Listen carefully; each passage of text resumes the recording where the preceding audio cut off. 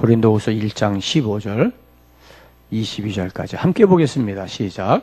내가 이 확신을 가지고 너희로 두 번 은혜를 얻게 하기 위하여 먼저 너희에게 이르렀다가 너희를 지냐 마게도냐로 갔다가 다시 마게도냐에서 너희에게 가서 너희의 도움으로 유대로 가기로 계획하였으니 이렇게 계획할 때에 어찌 경솔히 하였으리요. 혹 계획하기를 육체를 따라 계획하여 예 하면서 아니라 하는 일이 내게 있겠느냐? 하나님은 미쁘시니라. 우리가 너희에게 한 말은 예하고 아니라 함이 없노라. 우리 곧 나와 실로아노와 디모데로 말미암아 너희 가운데 전파된 하나님의 아들 예수 그리스도는 예하고 아니라 함이 되지 아니하였으니 그에게는 예만 되었느니라. 하나님의 약속은 얼마든지 그리스도 안에서 예가 되니 그런즉 그로 말미암아 우리가 아멘하여 하나님께 영광을 돌리게 되느니라. 우리를 너희와 함께 그리스도 안에서 굳건하게 하시고 우리에게 기름을 부으신 이는 하나님이시니 그가 또한 우리에게 인치시고 보증으로 우리 마음에 성령을 주셨느니라. 그런데 이 말씀을 좀 이해하기 위해서 제가 성경을 한번 다시 읽어볼게요. 그럼 한번 잘 들어보세요. 자, 보시면서 자 17절 봅니다. 이렇게 계획할 때에 경솔하게 했겠냐? 혹은 계획하기를 육체를 따라 계획해서 예 하고 난 뒤에 아니라 하는 일이 내게 있겠느냐? 하나님은 믿을만 하신 분이니라. 우리가 너에게 한 말은 예 하고 뒤집어서 아니라 한 적이 없노라. 우리 곧 나와 실로아노와 디모데로 말미암아 너희 가운데 전파된 하나님의 아들 예수 그리스도는 예 하고 돌아서서 아니라 함이 되지 아니하셨으니 그에게는 예 아멘만 되느니라. 하나님의 약속은 얼마든지 그리스도 안에서 예가 되니 그런즉 그로 말미암아 우리가 아멘하여 하나님께 영광을 돌리게 되느니라. 이게 이런 이야기입니다. 아멘에는 장애물이 있어요. 장벽이 있어요. 내가 아멘을 하고 싶은데 아멘을 하지 못하게 하는 장벽이 있으면 아멘을 하고 싶은데 아멘이 안 되는 거죠. 그 장벽 가운데 하나가 고린도 교회가 이 문제가 있었던 겁니다. 그것은 고린도 교회가 사도 바울과의 관계에서 도저히 바울 사도가 가르치는 내용이나 사도 바울이 설교하는 내용이 고린도 교회 교인들 가운데에는 나는 아멘 안 해. 나는 아멘 할 수 없어. 이런 사람들이 있었던 거예요. 아멘의 장벽이 있었던 겁니다. 여러분들이 신앙생활 하면서 그냥 교회에 가서 편안하게 찬송 부르고 예배 드리고 그냥 마음이 편안하게 앉아 있다가 집에 돌아가는 것이 예배라고 생각했다면 뭐 그렇게 해도 괜찮아요. 그러나 본질적으로 교회에서 드리는 예배는 그런 예배가 아니에요. 예배는 우리 눈에는 보이지 않지만 하나님 앞에 직면하는 것이 예배입니다. 그래서 우리가 예배를 드리면은 마음이 편치 않아요. 우리가 어떻게 살았든지 관계없이 예배 드리면 그냥 위로되는 말하고 편안한 말하고 그냥 이렇게 잘 다독여주고 그래서 예배 드리고 나면 아 그래 힘든 세상 살다가 어려웠는데 힘 얻었어. 그리고 갈 수 있으면 얼마나 좋겠어요. 그렇게 그런 예배가 된다면 좋겠죠. 근데 그것은 내 몸 안에 암덩어리가 커가고 있는데 병원에 가서 진통제만 처방받고 오는 거하고 똑같아요. 그건 위험한 겁니다. 우리가 세상 살아가면서 내가 예수를 믿는다는 것은 종교 생활하고 달라요. 제가 지난번에도 말씀드렸지만 어떤 사람이 그런 얘기했어요. 기독교가 종교라면 나는 내가 신봉하던 그 종교에서 기독교로 바꿀 이유가 없다. 자기가 예수를 믿고 보니까 기독교는 종교가 아니더라. 여기는 생명이 있는 도가 있더라. 그래서 예수를 믿고 나니까 분명하게 우리에게 주는 교훈이 있더라. 이걸 내가 선택의 여지가 없더라. 그래서 나는 예수를 믿게 되었다. 이런 이야기를 하게 되어져요. 그러니까 우리가 신앙생활하면서 우리의 신앙생활은 내 영혼의 본체와 하나님과 직면하는 거예요. 여기는 죽음과 생명이 왔다 갔다 하는 상당히 긴장되는 순간이에요. 그 하나님 앞에 우리가 예배를 드리는데 하나님 앞에 찬송 부르면서 예배를 드리고 말씀을 드리면서 그 말씀이 내 안에 도전이 되어진다. 나에게 어떤 두려움을 가져다 준다면 여러분들 설교 제대로 들은 겁니다. 근데 우리가 아멘을 하려고 하면 첫째는 익숙하지 않아요. 해보지 않던 거를 이렇게 잘 경청해서 그냥 듣고 내가 마음에 새기고 내가 소화하고 그러면 되지 꼭 그렇게 아멘 해야 되나? 그런 생각이 들어갈 수가 있어요. 그런데 지난주에 제가 이미 말씀을 드렸습니다마는 성경은 하나님께서 우리에게 아멘 하라고 그러셨어요. 왜냐하면 그 아멘을 통해서 영혼이 창이 열려요. 아멘을 할 때 하나님 앞에 하나님은 내가 믿을 만한 분입니다라고 하는 신앙 고백이 되어져요. 그리고 그 내가 아멘 할 때 내가 하나님의 자녀가 되었다고 하는 검증이 되어져요. 그리고 그 아멘을 통해서 내가 하루하루 살아가면서 입으로 아멘을 고백하면서 나의 삶이 아멘화 되어집니다. 그러면서 우리는 나도 모르는 사이에 리더십의 위치에 나아가게 된다는 것을 지난주에 말씀을 드렸어요. 그럼에도 불구하고 우리가 아멘하지 못하는 것은 내 안에 나도 모르는 거부감이 있어요.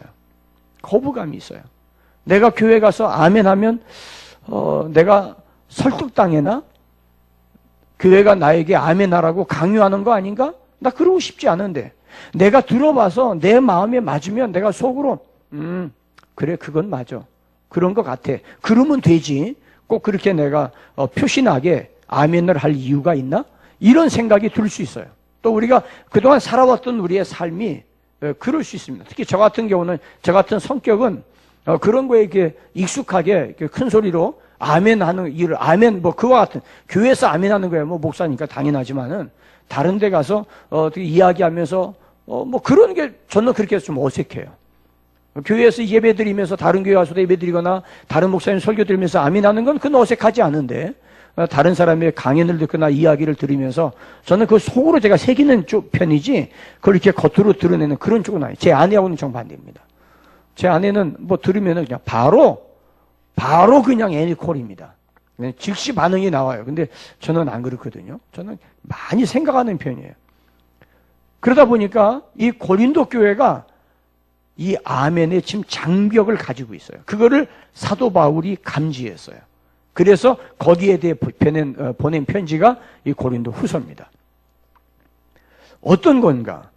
이 고린도 교회가 이성적으로 이해되지 않는 것을 아멘하지 못하는 그런 종류의 것이 아니라 고린도 교회가 아멘하지 못하는 아멘의 장벽은 고린도 교회가 사도 바울에 대한 리더십의 불신이에요. 이게 참 안타까운 겁니다. 사도 바울이 세운 교회들 가운데 에베소 교회와 고린도 교회가 있는데 에베소 교회와 고린도 교회 두 교회에서 사도 바울은 상당히 많은 어려움을 겪었어요. 에베소 교회 같은 경우는 3년 반이나 머물면서 말씀 가르쳐서 세운 교회고 고린도 교회도 1년 넘게 있었던 교회인데도 불구하고 이 교회들이 사도 바울 자기들의 교회를 세운 베드로 사도에 대해서 이게 석연치 못한 뭔가가 있었어요. 그건 왜 그러냐면 바울 사도는 이 복음을 전하고 복음을 받아들인 사람들에게 상당히 강력하게 도전을 주었어요.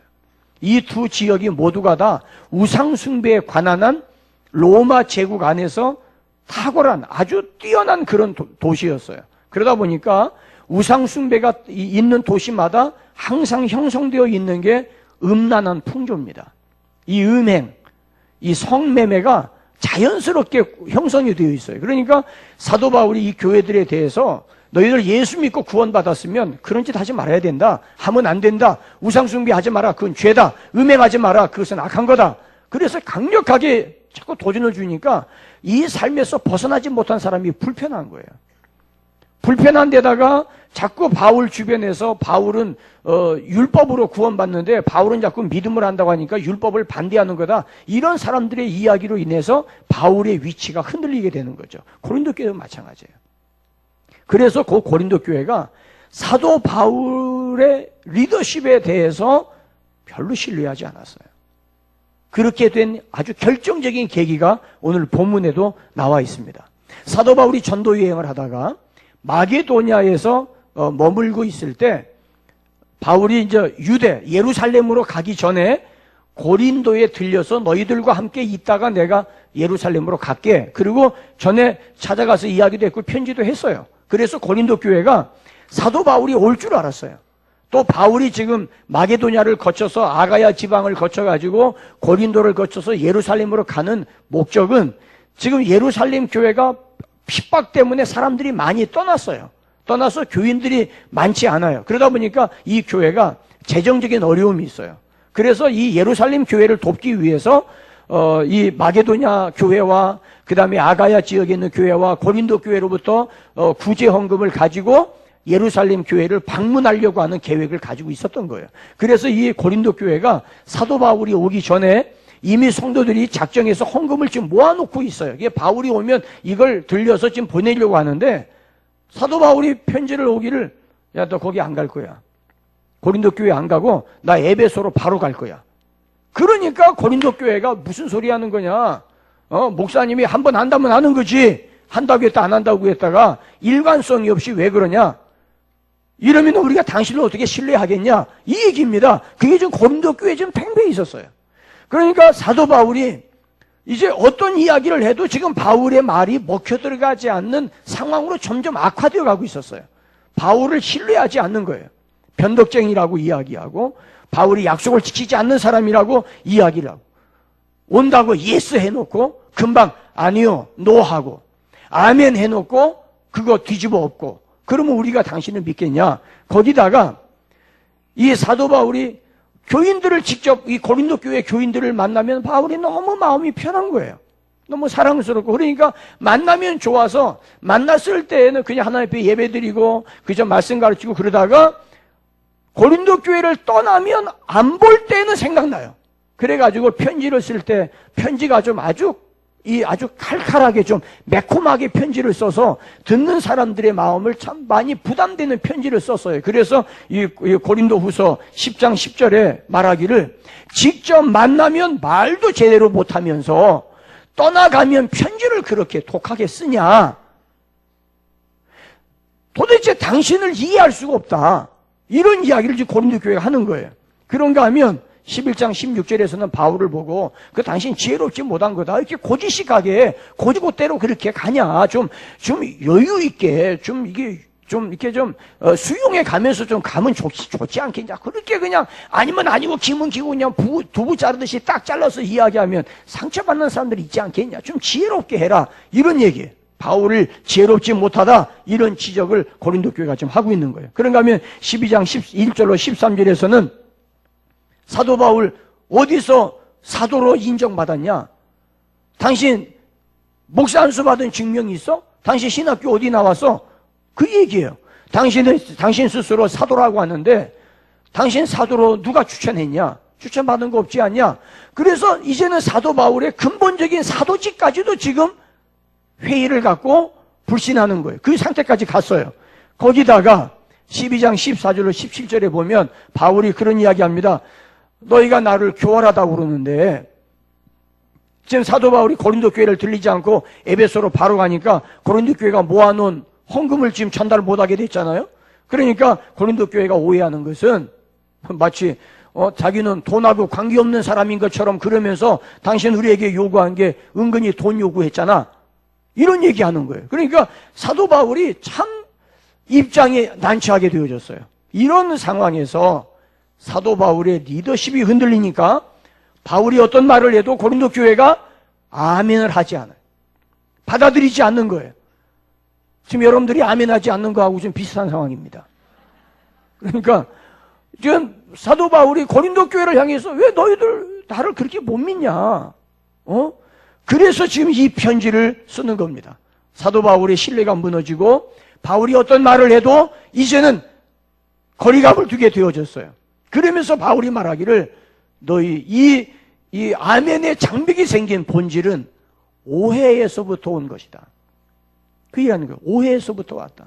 너희가 지금 오해한 거야.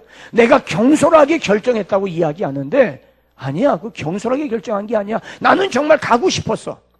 가서 너희들을 만나고 싶었어. 그런데 내가 가지 않는 것이 너희들에게 유익이야. 내가 가면 너희들 마음이 불편해져. 지금은 내가 가지 않는 게 좋겠어. 왜냐하면 나도 지금 마음이 많이 상해 있고 내가 가서 이야기하면 내가 말을 격하게 하게 되어지고 그러면 너희들도 마음이 불편하고 너희들 근심하게 되고 마음이 상하게 돼. 그러니까 내가 너희들도 좀 이제 좀 마음이 좀 평정 찾고 나도 좀 그런 다음에 내가 나중에 갈게. 그 간단한 얘기는 고린도전서 후서 13장에 나와요. 그러나 그때까지도 만약에 너희들이 교회 문제를 해결하지 않으면 그때는 내가 가면 용서하지 않을 거야. 내가 지금 가지 않는 것은 여러분들의 유익을 위해서 내가 가지 않는 거야. 그 다음에 이제 거기에 대한 이야기는 나중에 뒤에 다시 이야기를 해요. 그 다음에 두 번째로 내가 지금 가지 않는 이유는 여러분들에게 폐를 끼치지 않으려고 그래. 여러분들이 지금 예루살렘 교회를 돕기 위해서 구제원금도 모아놓고 했지만은 그건 나중에 해도 돼. 내가 지금 가면 여러분들이 예루살렘 교회를 위해서도 헌금했는데 여러분들이 또 나를 돕겠다고 또 헌금하지 않겠냐. 그러니까 내가 여러분들에게 폐를 끼치고 싶지 않아. 그래서 내가 지금 방문하지 않으려는 거야. 이 말씀이 고린도후서 12장에 기록이 나와 있습니다. 여러분들이 우리가 돈이나 구걸하는 그런 사람으로 여겼다면 오해다. 내가 여러분들에게 디도를 보냈는데 디도가 여러분들에게 돈을 요구하든 아니잖아. 근데 왜 그렇게 오해를 해? 왜 그렇게 여러분들 마음이 지금 그렇게 닫혀 있어? 그러지 말고 마음을 풀어. 나도 여러분들에 대한 마음을 풀을 테니까 여러분도 마음을 풀어라. 우리 다시 옛날로 돌아가서 복음으로 다시 돌아가자. 그 얘기를 지금 사도 바울이 하는 거예요. 그리고 13장에서 말하기를 내가 고린도 교회를 포기한 게 아니라 내가 반드시 갈 거야. 가면 그때까지도 해결되지 않은 문제 반드시 내가 해결하고 돌아올 거야. 이 이야기를 지금 바울이 하는 거예요. 그러면서 사도 바울이 하는 말은 인간적인 생각에서 좁은 시야를 바라보지 말고 넓은 의미로 통합적인 안목을 가지고 사역을 봤으면 좋겠다. 교회는 그렇게 좁은 안목으로 교회를 바라보면 안 돼. 하나님께서 교회를 세우시고 교회를 이끌어 가시는 하나님의 방법이 무엇인지 성경 전체적인 안목을 가지고 교회를 봐야지 지금 내가 가지고 있는 내 경험, 내가 옛날에 다니던 교회의 그 모습을 가지고 지금의 교회를 바라보거나 내가 옛날의 경험 가지고 지금을 바라보면 우리는 교회를 바라보는 시야가 좁아질 수밖에 없어. 그러면 마음에 아멘의 장벽이 생겨서 내 신앙 성장에 장애가 돼. 그것은 하나님이 원하는 게 아니야. 마귀는 그걸 기뻐해. 왜냐하면 마귀는 교회를 쓰러뜨리는 게 목적이니까. 신천지라는 이단이 교회에 들어와서 담임 목사의 리더십에 회의를 갖게 하고 부정적인 생각을 심어주게 되어지고 그리고 나면 그 다음부터는 담임 목사가 어떤 설교를 해도 귀에 안 들어와요. 그리고는 불만 있는 사람들을 모아가지고 교회를 반발하게 만드는 일이 이단들이 하는 아주 주된 전략 아닙니까? 그러니까 성도들이 마음속에 아멘의 장벽이 있으면 그 틈새를 누리고 사탄이 비집고 들어오고 이단들이 비집고 들어온다고요. 그러니까 성도들이 담임 목사를 중심으로 신뢰하고 하나가 되어 있으면 결코 이단이 거기 뚫고 들어오지 못합니다. 오늘 우리가 이 아멘에 대해서 시리즈를 말씀드리면서 지난주에 아멘의 원리를 말씀드렸다면 오늘은 아멘의 장벽이 있다. 이 장벽을 극복해야 된다. 이 아멘의 장벽을 극복하지 않으면 내가 마음속으로 아무리 받아들인다 할지라도 아멘하지 못함으로 인해서 사탄의 전략에 우리가 넘어가게 되어진다 하는 것을 기억하기 바랍니다. 그래서 사도 바울은 고린도 교회가 가지고 있는 이 아멘의 장벽을 삼위일체론적으로 지금 이 문제를 해결하고 있어요. 오늘 여기 이 본문의 18절 이하에 보게 되면 성부, 성자, 성령에 대한 말씀이 나와요. 성부 하나님은 신실하시다. 성자 예수님은 그 안에 하나님의 모든 약속은 예, 아멘만 되어진다. 성령은 그 아멘을 이루어 가시는 하나님의 인감도장이다. 이 부분을 강조하고 있어요. 그래서 사도 바울은 고린도 교회가 지금 당면하고 있는 아멘의 장벽을 삼위일체론적으로 지금 풀어나갑니다. 그 가운데 첫 번째가 하나님은 신실하시다. 하나님이 신실하시다는 여기에 너희가 아멘 해야 된다. 이 말입니다. 자, 여기에서 사도 바울이 이야기하는 것은 이거예요. 우리가 어떤 사람이냐, 우리가 믿을 만하다, 믿을 수 없다, 이것이 중요한 게 아니라 이 문제는 나중에 다시 이야기하겠지만 우리가 어떤 사람이냐 이전에 우리를 부르신 하나님이 어떤 분이냐 여기에 초점을 맞추어라. 그게 중요한 것이다 그 말이에요. 이해되십니까? 오늘 한국교회가 교회 지도자들로 인해서 한국교회 신뢰가 지금 바닥에 떨어져 있어요.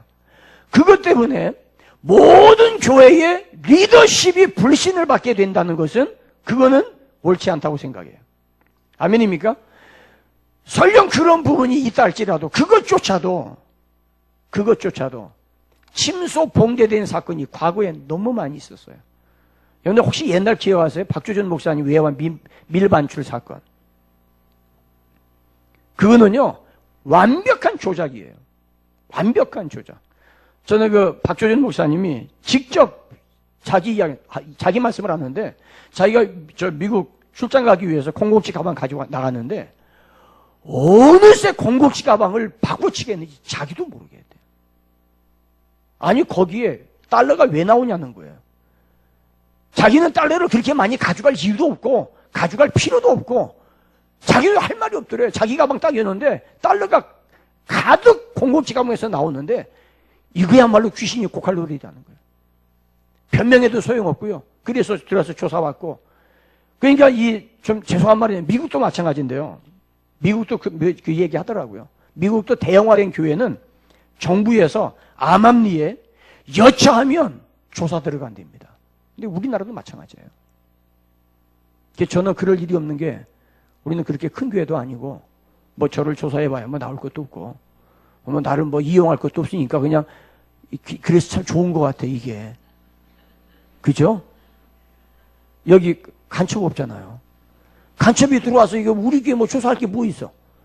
내가 뭐 북한에 영향력 있는 것도 아직 북한 한 번도 안 가봤고 금강산이나 한번 갔다 오려고 그러는데 그것도 뭐 요즘 갈 수도 없고 뭐 그래요. 그러니까 간첩 혹시 와 있으면 예수나 잘 믿으세요. 믿으시고. 하나님이 신실하셔다 여기에 아멘 하면 그런 지엽적인 작은 문제 가지고 내 신앙이 뿌리째 흔들리는 일은 없다. 그 얘기입니다. 여러분들 신앙생활 하면서 그렇잖아요. 담임 목사와의 관계가 어쨌든 이런저런 이유 때문에 얽히게 되어지면 목사님 어떤 설교에도 귀에 안 들어와요. 그죠? 경험 있으시잖아. 내가 아는데 뭘 안 그럴 척 하지 말고 우리 다 아는 이미 지나간 거니까 우리 그냥 속 시원하게 얘기해요. 있어요. 그런 게 있을 수 있어요. 얘는 부모님하고의 관계도 그렇잖아요. 내가 부모님이 엄마가 그럴 수 있어? 엄마는 둘째만 좋아하고 나는 싫어하고 그거 오해거든요. 100% 오해입니다. 100% 부모가 그럴 부모 아무도 없어요. 여러분들 오해. 한번 그렇게 보면 다 그렇게 보이는 거예요. 그러면 부모가 무슨 말 하면은 요즘 속된 말 애들 말대로 참 좋은 말은 아니지만 쎄 깐다고 그러잖아요. 이게 강당에서 할 말은 아니거든요. 근데 애들이 그러니까 그 애들이 부모 말을 그렇게 생각해요. 근데 사실은 그게 아니거든요. 부모가 정말 자식을 얼마나 사랑하는데 그렇게 생각하는 거 아니지. 아멘입니까? 너네들 잘 들어라. 부모님은 너희를 위해서 먹을 것도 안 먹고 참아가면서 돈 모아서 학교 보내고 그러는데 그 부모 너네들이 부모님들 수고한다고 저녁에 들어가서 다리는 못 주무줄 망정 그러는 거 아니요. 그럴 사람도 없지만 내 개인적인 문제 때문에 하나님과 나의 본질적인 문제가 뒤틀리지 않기를 바라요. 고린도 교회가 사도 바울이 온다고 했다 안 오는 것 때문에 사도 바울이 왜 그렇게 사역하는지 이해되지 않는 것 때문에 사도 바울의 교훈과 가르침에 대해서 거부하고 사사건건 시비 걸고 아멘에 대한 장벽이 생기고 아멘 실종 신고하게 되어지고 이렇게 되어지면 하나님 앞에서 내 문제가 장애가 생기는 거예요. 그거는 오해에서부터 비롯된 거예요. 저도 가끔 그런 때가 있어요. 한참 시간 지난 뒤에 목사님 그때 왜 그러셨어요? 왜요? 그때 목사님 진짜 나 서운했어요. 아니 뭔데 한번 얘기해. 지나갔어요. 지나간 거니까 한번 얘기해봐요. 얘기 들어보면은요, 와 이건 오해야. 저는 그런 일도 봤어요. 목사님 내가 목사님한테 무슨 섭섭한 게 한 거 있다고. 예배 끝나고 갈 때 나하고 내가 악수하려고 그러니까 얼굴 돌리고 딴 사람 쳐다봐요. 그럴 수 있어요? 야, 나 그런 적 없어. 진짜 그런 적 없어. 그런데 그 말 하는데요, 와. 그리고 그 다음부터는 자기를 안 쳐다봤대요. 설교할 때도 안 쳐다봤대. 그래서 그 다음부터는 설교 입구에서 쳐가지고 한 번은 다 쳐다보는 거예요, 내가. 그런 일 안 하려고. 근데 나는 쳐다보니까 졸더라. 눈 마주치지 않고 밑에 쳐보고 핸드폰 문자 보내더라. 그건 내가 알거든요. 여러분, 내 개인적인 문제 때문에 신앙의 본질적인 문제가 삐뚤어져서는 안 되는 거예요. 하나님은 미쁘신 하나님. 여기 미쁘다고 하는 이 단어가 헬라어에서는 피스티스라고 그래요. 피스티오라고 그러는데 피스티오가 원문이고 피스티스 신실하자 믿을만하다 이런 뜻입니다. 그 말에서 나온 구약의 단어가 이 피스티스라는 말로 번역이 되어지는 구약의 언어가 아멘이에요. 그 말이. 그러니까 이 말은 하나님은 미쁘시다. 하나님은 신실하시다. 하나님은 정말 믿을 만한 분이다. 이 말이 신약에 와서 해석이 되어질 때는 피스티스 이렇게 해석이 되어져요. 이 하나님은 끝까지 책임지신다 이런 뜻이에요. 따라하시겠습니다. 하나님은 끝까지 책임지신다. 그렇기 때문에 세속적 가치로 평가해서는 안 됩니다. 세속적 가치가 뭐예요? 이 회사에 들어갔는데 250만 원 월급 줘요. 저쪽에서 300만 원 준대. 신의를 버리고 내가 갈 수 있어요. 내가 월급 때문에 가는 게 아니라 비전 때문에 간다면 이해가 돼요. 그리고 세상은 누구라도 그래요. 월급 더 준다는 있으면 글로 가지. 그렇잖아요. 글로 가는 건 당연하지. 그게 뭐예요? 세상 살아가는 방법이에요. 이런 경제 원리, 경제 논리를 가지고 신앙생활에 접목을 하면 적용되지 않을 게 교회 안에 수두룩합니다.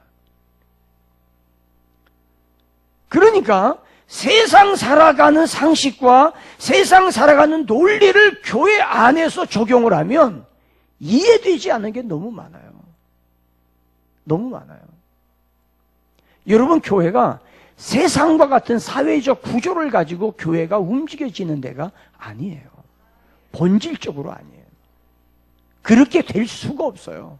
근데 우리는 사회생활 하다 보니까 왜 사회는 이런데 교회는 왜 이래? 그 말 할 수 있어요. 충분히 그 말은 이해합니다. 그러나 교회의 본질은 그런 데가 아니에요. 이걸 여러분들이 이해하셔야 돼요. 이해하셔야 돼요. 그래서 세상적 가치로 평가하거나 판단해서는 안 된다. 그럼 뭐냐? 교회는 하나님의 변함이 없는 불변의 진리가 교회의 기초예요. 하나님은 변함이 없어요. 자, 우리 신명기 여기는 한번 찾아보세요. 신명기 7장, 구약 성경입니다. 신명기 7장 6절입니다.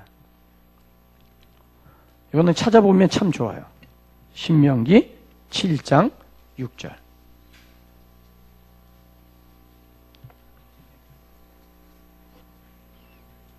(7장 6절부터 10절까지) 우리 함께 봅니다. 신명기 7장 6절부터 10절까지. 자, 함께 보겠습니다. 시작. 너는 여호와 내 하나님의 성민이라. 내 하나님 여호와께서 지상 만민 중에서 너를 자기 기업의 백성으로 택하셨나니 여호와께서 너를 기뻐하시고 너희를 택하심은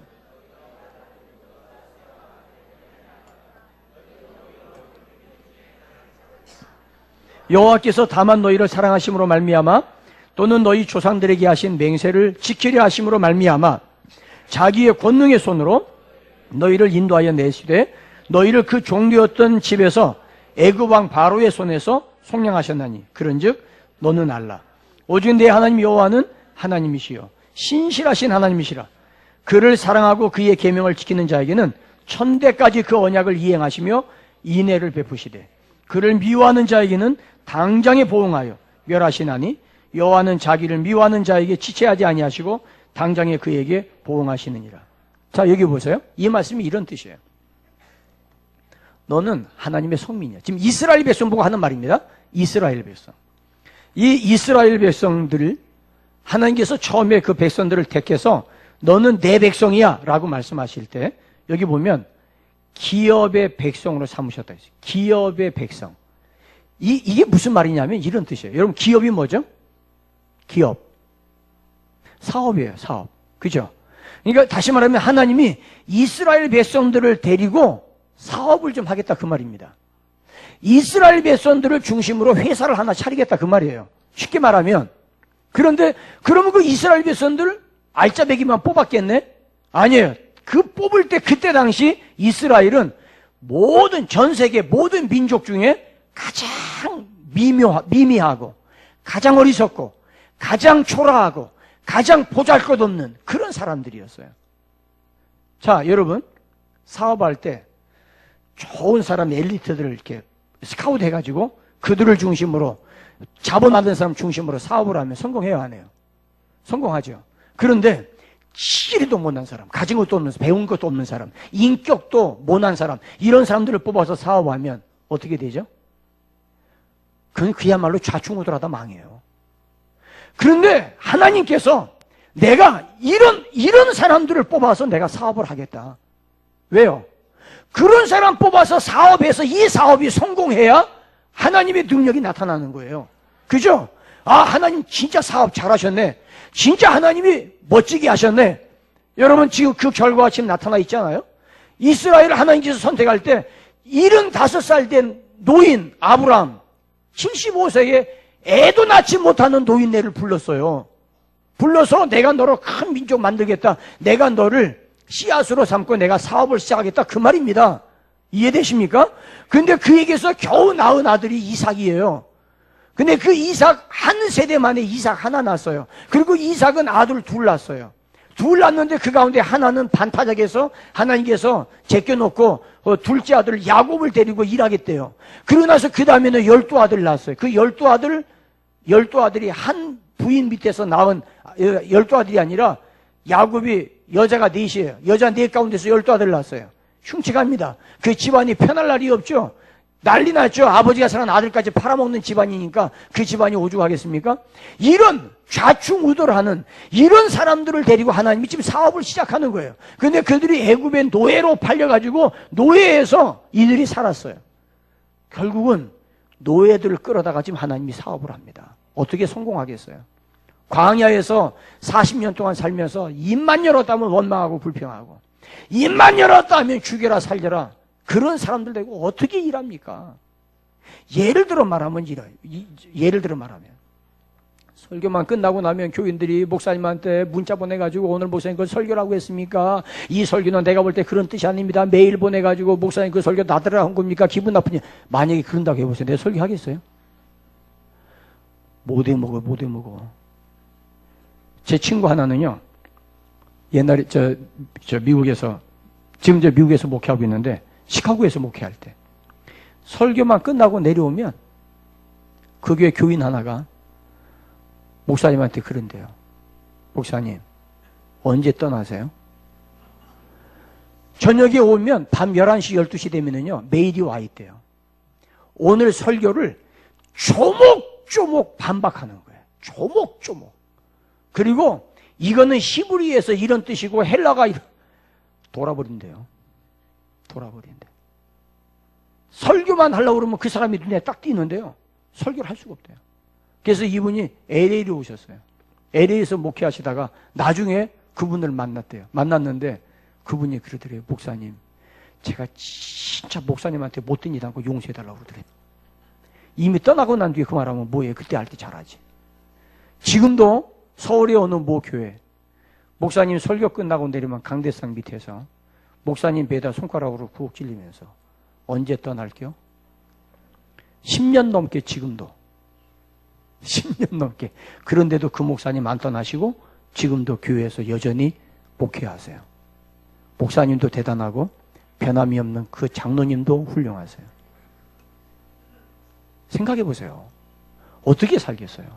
모세가 광야에 있으면서 사사건건 반대했어요. 그런 이스라엘 백성들이었어요. 그런데 하나님이 이 백성들을 가나안 땅에 데리고 들어가서 이 백성들을 훈련하고 연단하면서 키워갑니다.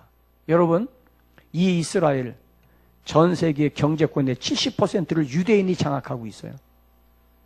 하나님이 사업 잘하셨죠? 경영 잘했죠? 전 세계 노벨상 3분의 2가 유대인들이 노벨상 다 가지고 왔어요. 그만하면 공부 잘 가르치셨죠? 아멘입니까? 하나님이 경영하니까 이런 결과가 나오잖아요. 이런 역사가 벌어지잖아요. 여러분, 우리나라가 옛날에 일제시대 때 6.25 끝나고 난 뒤에 우리나라의 전쟁에 참전하고 돌아가던 미군들이 코리아는 지구상에서 더 이상 살아남을 수 없다, 마지막 결단 내리고 떠나갔어요.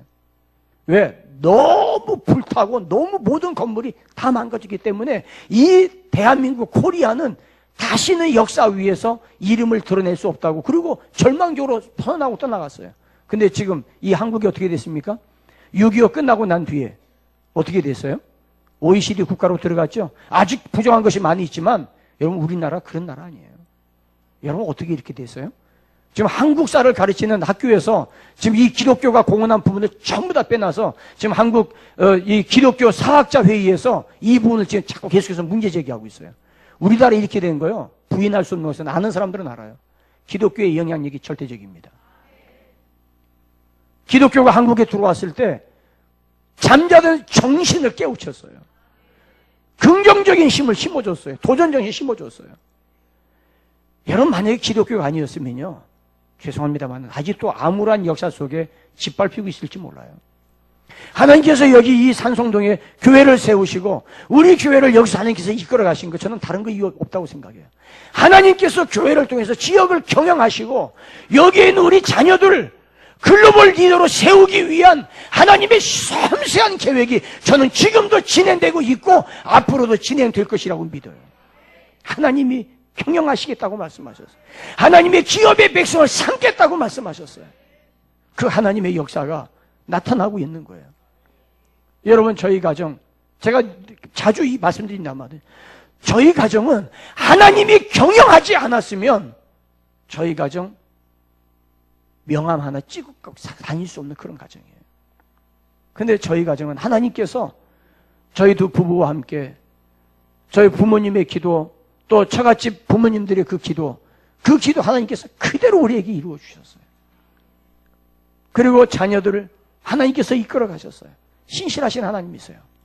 그 하나님께서 우리에게 함께 하시면서 변함없이 역사하시고 은혜 주시고 인도하시고 자기 백성으로 삼으셔서 그 약속을 반드시 이루겠다고 말씀하신 거예요. 이사야 49장 7절에 하나님께서 말씀하세요. 이스라엘의 구속자, 이스라엘의 거룩한 이이신 여호와께서 사람에게 멸시당하는 사람을, 백성에게 미움을 받는 사람을, 관원들에게 종이 된 사람들을 불러 모아서 그들을 하나님께서 일으켜 세우실 때 왕들이 귀하게 여기고 고관들이 경배하는 그런 사람으로 세우겠다고 주님 말씀하셨어요. 하나님이 택하셨기 때문에. 여러분들 가정에 힘들고 어려운 일들이 있습니까? 하나님께서 여러분들을 부르시고 택하신 것을 믿는다고 하면 주님의 약속 붙드세요. 환경 때문에 절망하지 마세요. 지금 내게 주어져 있는 것 때문에 하나님의 약속이 언제는 예스 해놓고 왜 지금은 이루어지지 않습니까? 그러지 말라고요. 하나님 앞에 여전히 그 말씀에 우리는 신실하심 앞에 아멘 하고 따라갈 수 있게 되기를 바랍니다. 하나님의 계획은 반드시 이루세요. 이사야 55장 3절에 너희는 귀를 기울이고 내게 나와 들으라. 그리하면 너희가 영원히 살리라.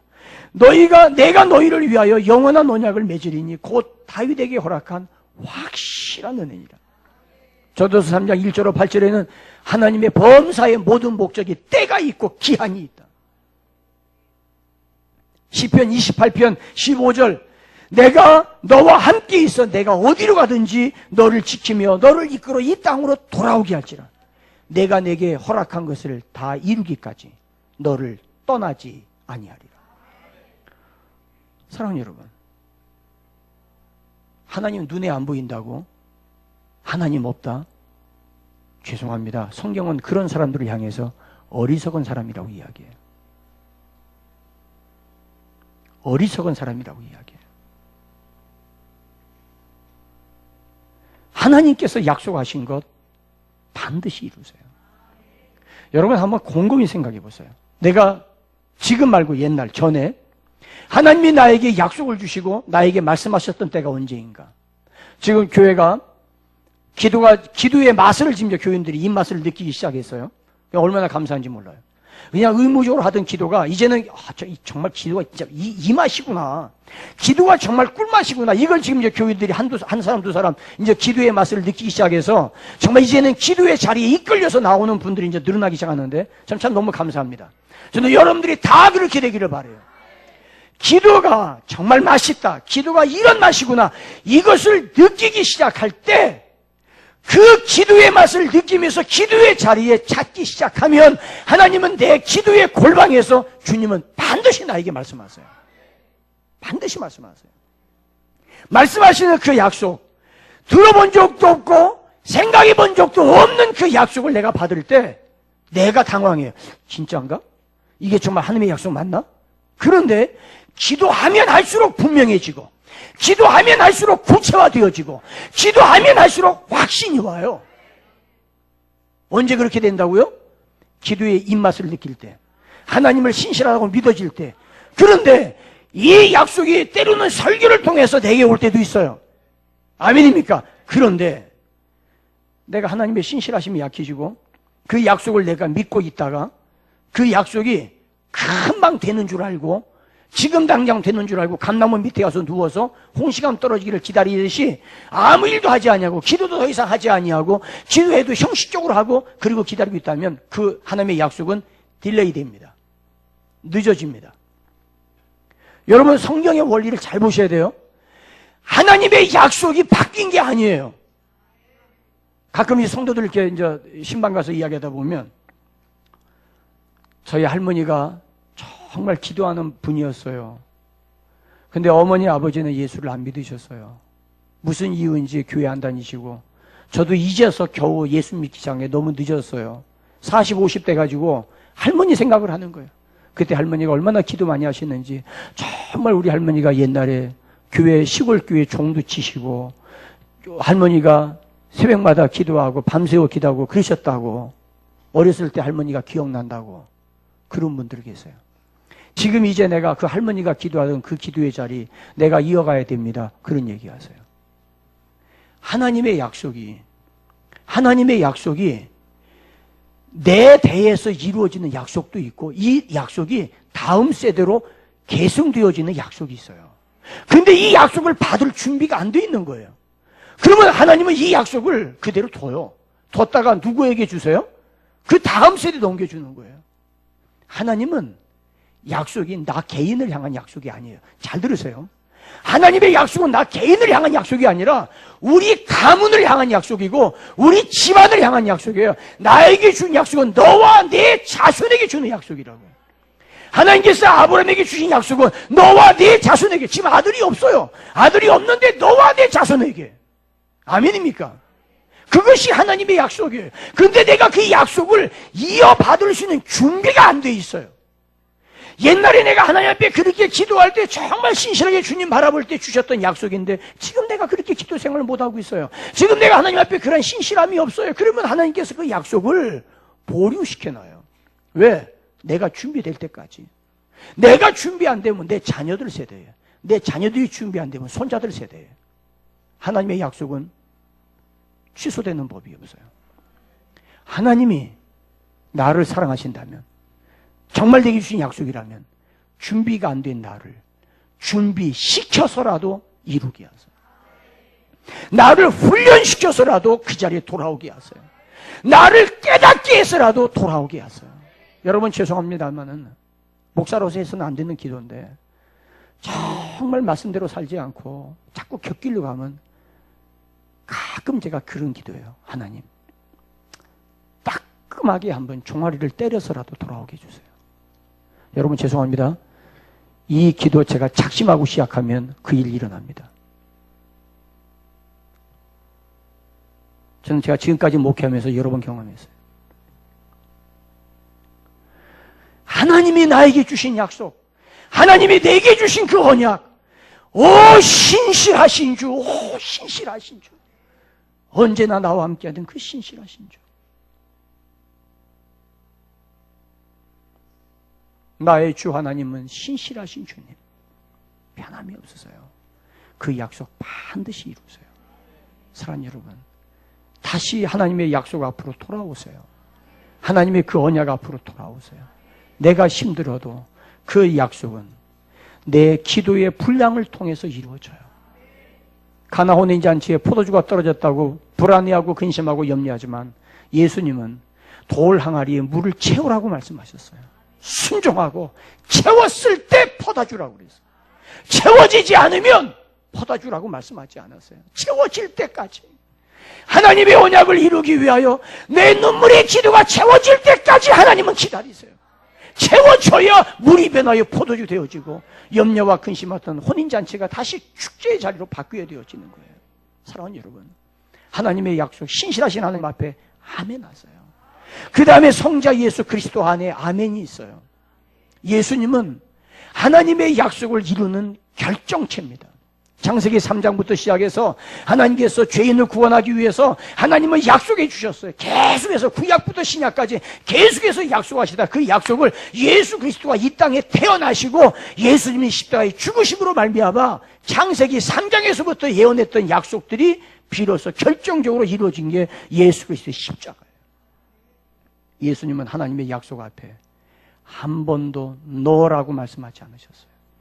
겟세마네 동산에서 십자가의 죽음을 앞두고 하나님 앞에 너무 괴로워서 할 수만 있으면 이 잔을 내게서 지나가게 하옵소서.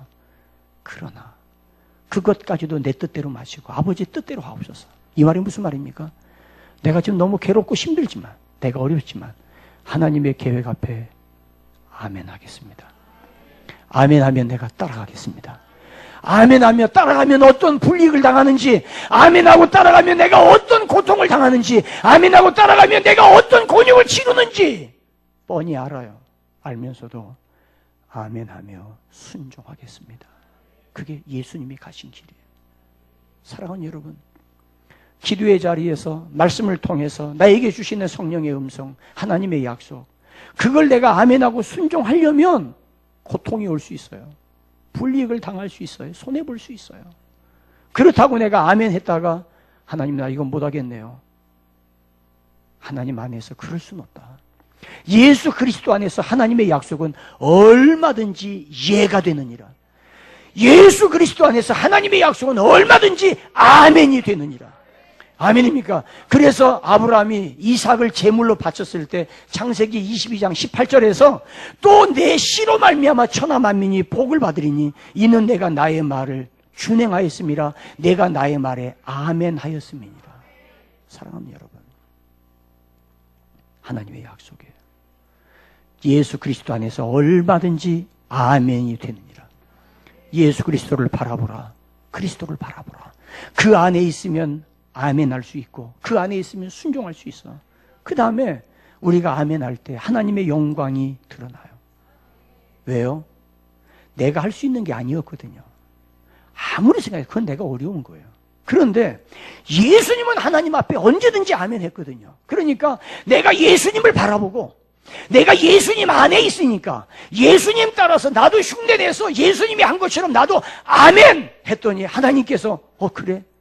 네 힘으로 안 되는 건데 너 할 수 있어? 네가 예수 그리스도에서 아멘 했구나. 그럴 때 하나님의 아들이 나를 위해서 아멘 했던 것을 내가 본받고 배운 그 모습을 바라보고 하나님께서 기뻐하시는 거예요. 아멘은 하나님의 영광을 바라보게 하는 것이에요. 하나님의 영광이 내 삶에 비치는 것이 아멘이에요. 하나님의 약속 붙들고 아멘 할 수 있게 되기를 주의 이름으로 축원합니다. 하나님의 약속, 예수 그리스도 안에 있을 때 거기서 아멘 할 수 있는 거예요. 그리고 아멘은 하나님의 약속을 바라보는 영혼의 창이에요. 하나님의 약속을 바라보는 영혼의 창입니다. 하나님의 약속은 예수 그리스도 안에서 얼마든지 예가 되느니라. 얼마든지 아멘이 되느니라. 아멘입니까? 내가 예수 그리스도 안에 있으면 아멘 할 수 있어요. 내가 아멘 할 수 있다는 말은 내가 예수 그리스도 안에 있다는 증거예요. 예수 그리스도 안에 있는 자는 하나님의 영광스러운 약속을 바라볼 수 있어요. 아멘 할 수밖에 없어요. 우리 교회를 향한 하나님의 그 아름다운 계획, 우리 교회를 통해서 우리의 자녀들을 글로벌 리더로 세우겠다는 그 하나님의 계획, 우리는 예수 그리스도 안에서 아멘 할 수 있어요. 우리는 믿을 수 있어요. 5년, 10년 뒤에 하나님께서 어떻게 이 역사를 이루어 가실지 우리는 흥분이 되어지고 우리는 하나님 앞에 정말 기다려져요. 아멘입니까? 이 역사들이 반드시 여러분들 가정, 자녀들을 통해서 일어날 거예요. 기도하세요. 지금 내 기준에 우리 아이들이 맞지 않다고 여러분들 아이들을 절망 주지 마세요. 내가 바라보는 기준은 그럴 수 있어요. 그런데 하나님은 여러분들이 하나님 앞에 그 신실하신 약속을 믿고 기도하고 하나님을 의지한다면 하나님의 방법은 내가 생각한 것과는 다른 방법으로 하나님은 글로벌 리더로 세우실 거예요. 신실하신 하나님이세요. 하나님은 약속 변하지 않아요. 하나님이 계획하시면 반드시 이루세요. 아멘입니까? 어젠가 그저께인가 제가 신문에 보면서 우리나라에 이 정신 지체장애가 있는 아이가 오른쪽 팔과 다리를 잘 못 써요. 그러니까 학교에 가서 글을 쓸 때 왼손으로 써요. 선생님한테 많이 맞았대요. 왼손으로 글 쓴다고. 글은 오른손으로 써야 된다고. 이 아이 엄마가 선생님이세요. 그래서 자기 아이 담임선생님한테 편지를 썼어요. 선생님, 나도 교직에 있는데 우리 아이가 장애가 있습니다. 오른손을 쓰고 싶어도 못 씁니다. 왼손으로 쓰는 거 잘 지도해 주세요. 그 뒤로 이 아이를 돌봐주었어요. 그런데 애들이 왜 딴 애들은 때리면서 왜 쟤는 안 때리냐고 그러면서 애들이 그 아이를 놀리는 거예요. 거북이라고. 그래서 더 이상 안 되겠어서 초등학교 3학년 때 미국에 이모가 살고 있는 이모가 있는 미국으로 이 아이를 보냈어요. 미국에서 이 아이가 공부를 합니다. 차별받지 아니하고 동등하게 공부를 하면서 이 아이가 꿈을 키워요. 그러다가 NHK로부터 장학금, NHK, 미국 CNA? 아니에요, CNA 아니에요. 갑자기 좀, CNN. 아니, CNN 아니에요. 장학금을 받고 대학에 들어가게 됐어요. 7명을 뽑았는데 거기 이 아이가 뽑혔어요. 신문에 나와 있는 내용이 한번 여러분들 확인해 보세요. 장애가 있다고 버린 아이입니다. 그런데 미국에서는 꿈을 이루게 되잖아요. 저는 그 글을 보면서 그래, 우리 교회 통해서 이 지역에 이 꿈이 이루어졌으면 좋겠다. 이루어질 거야. 반드시 이루어질 거야. 여러분들 아이들 지금 공부 못한다고 후박하지 마세요. 기도하지 못한 걸 회개하세요. 그리고 기도해 주세요. 이 아이들이 빠르면 3년 아니면 5년, 10년 뒤에 이 아이들이 세계 역사 위에 우뚝 서게 되는 그날, 정말 하나님 앞에 목이 메어 감사의 찬양을 부를 수 있는 그날이 저는 올 것이라고 확신해요. 아멘입니까? 마지막으로 성령을 통한 아멘이에요. 성부 하나님 신실하시다. 아멘. 예수 그리스도 안에서 하나님의 약속은 얼마든지 이해가 된다. 아멘. 그 다음에 성령님은 이 하나님의 약속을 이루도록 우리에게 역사하신다. 아멘. 할렐루야. 이 아멘이에요. 우리의 아멘이 흔들리지 않도록, 우리의 아멘이 굳건하도록 성령님께서 역사하실 때, 여러분 보세요. 내가 아멘 하니까 성령께서 우리에게 기름 부어주신다고. 기름 부어준다. 올리브 기름이나 참기름이 아니에요. 여기서 이 기름은 나를 구별한다는 뜻이에요. 물 위에다 기름을 부으면 기름이 뜨잖아요. 기름 먹은 종이는 물에 젖지도 않아요. 아멘입니까? 여러분, 내가 하나님의 약속을 붙들고 아멘할 때 성령께서 내가 아멘하는 그 순간 내게 기름 부어서, 그래, 너는 하나님의 약속을 접수해서, 너는 하나님의 약속을 받아들여서 너는 순종할 것이, 내가 너를 구별할 거야. 아멘입니까? 이 역사가 있는데 어찌 우리가 아멘하지 않겠어요? 지도자하고 무슨 억하 심정이 있다고 지도자를 바라보지 말고 아멘의 장벽을 뛰어넘어서 신실하신 하나님의 약속을 붙들고 예수 그리스도 안에 얼마든지 아멘이 되는 그걸 바라보고 성령의 약속을 믿고 아멘하자고요. 그래서 이 아멘의 삶에 하나님의 약속이 우리의 삶을 주도적으로 이끌어갈 수 있는 은혜가 있기를 바랍니다. 기름 부어주시는 것뿐만 아니라 하나님께서 보증으로 인치셨다. 이게 무슨 말이에요? 하나님이 인감도장 찍었다 그 말이에요. 1,000원짜리 막도장이 아니라 하나님께서 인감도장 찍었다 이 말이에요. 하나님의 나라 동사무소에서 인감증명 받아가지고 하나님께서 도장 꽝 찍은 거예요. 됐다. 너는 내가 확실히 한다. 그게 성령의 인감도장이에요. 아멘입니까? 내게 주신 하나님의 꿈, 나의 놀라운 꿈 정녕 나 믿기는 장차 큰 은혜 받을 편이. 나의 놀라운 꿈 정녕 이루어져 주의 얼굴 배우리라. 아멘입니까? 신실하신 하나님. 우리 옆 사람과 인사하십니다. 하나님의 인감도장으로 찍으셨습니다. 내 형편과 내 환경에 따라서 이건 안 될 것 같아.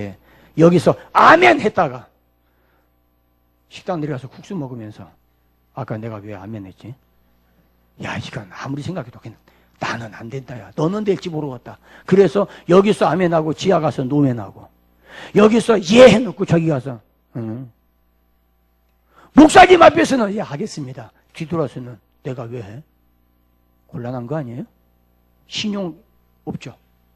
하나님의 약속, 이 말씀 앞에 아멘. 신실하신 하나님, 약속하시면 변함없는 하나님. 아멘입니까? 사랑하는 여러분, 내가 듣지 못한 하나님의 음성을 여러분들의 자녀가 들을 수 있어요. 내가 바라보지 못했던 미래에 대한 약속, 여러분들의 자녀가 바라볼 수 있어요. 요즘 우리 아이들 보니까 저녁마다 아이들 교회 와서 1시간씩 기도하고 가더라고요. 옛날 그 기도가 우리 애들 살아났어요. 얼마나 감사한지 몰라요. 그냥 경칩에 깨어난 개구리처럼 그냥 얼마나 이쁜지 모릅니다. 얼마나 이쁜지. 애들이 학교 갔다 오다가 교회 들려서 기도하고 가는 교회 있어요? 흔치 않아요. 사랑하는 여러분, 감사하세요. 어디 갔다 이 늦게 오냐? 교회 가서 기도해. 지금 기도할 때냐? 공부할 때지? 너 내일 시험인데? 그러지 마세요. 내가 기도하지 못하는 거 부끄럽게 생각하고 기도하게 둬요. 괜찮아요. 이 아이들이 기도하면서 하나님의 비전을 보고 하나님의 부르심을 듣고 이 아이들이 기도하면서 이전에 몰랐던 세계 눈이 열려지고. 아멘입니까? 여러분, 짠 갈비는 26살에 기독교 강요를 썼어요. 유관수는 17살에 나라를 위해서 태극기를 집어들었어요. 이 아이들이 어린 나이가 아닙니다. 세계를 품을 나이입니다. 이 나라의 미래 운명을 걸머질 나이입니다. 이 아이들을 보면은요, 아직 손털도 가시지 않은 아이처럼 보일지 모르지만 얘들 속이 꽉 찬 아이들이에요. 아멘입니까? 얘들 함부로 대하지 마세요. 이게 소중한 아이들입니다. 오늘 우리 아이들 커피숍에서 우리 아이들에게 커피 사주는 사람 복이 있을지어다. 애들한테 잘하셔야 돼요. 커피도 사주고 빵도 사주고 애들한테 잘 보여야 나중에 짜장면 한 그릇에도 얻어먹습니다. 얘들한테. 나중에 늙으면 짜장면도 제대로 못 먹겠지만은 그때는 훨씬 더 맛있는 걸로. 알았지? 응. 몇 명만 하면 하는데 나머지는 아니야? 신실하신 하나님. 성령께서 도장, 인감도장 꽉 찍어서 성령이 인감도장 찍은 내 감정과 내 느낌하고 상관없어요. 하나님께서 반드시 이루세요. 준비가 안 되면 준비시켜서라도 이루세요. 아멘입니까? 인간적, 사회적 생각으로 아멘 실종되었다가 아멘 실종 신고하지 말고 성령의 조명하심을 받아 그리스도 예수 안에 하나님의 약속을 바라봄으로 얼마든지 이해가 되느니라. 오늘 이 시간 여러분들 안에 하나님의 약속에 대한 부푼 가슴이 살아나기를 바랍니다. 따라하시겠습니다. 주여. 아멘입니다. 한 번 더 주여. 아멘입니다. 기도하시겠습니다.